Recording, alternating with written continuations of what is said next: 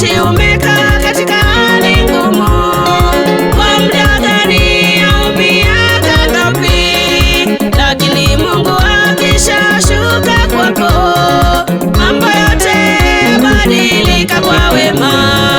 Mwaka wa 38 wangu umefika, Mungu akishashuka muujiza watendeka.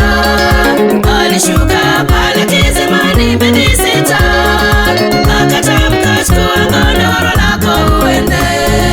Mwaka wa 38 wangu umefika, Mungu akishashuka muujiza watendeka.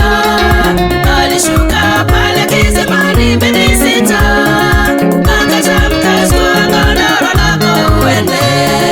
Kijana alizaliwa kiwaoni, watu wengi wakaulizana maswali, ni nani aliyetenda dhambi kati yake, na wazazi ndio wazaliwe kipofu.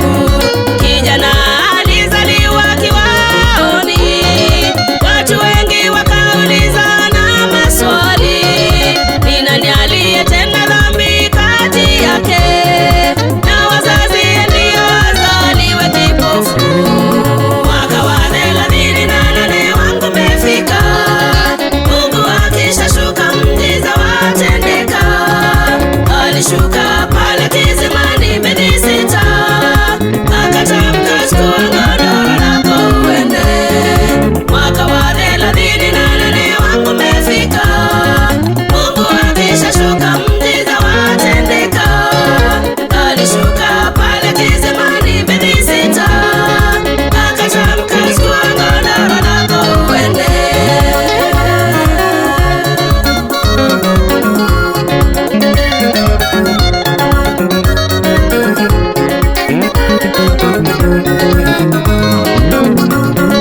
Mama alitokwa na damu kwa miaka 12, aliamua kwa moyo wake, lazima niguze pinde la vazi la Yesu, na kwa imani alipona wakati ule ule.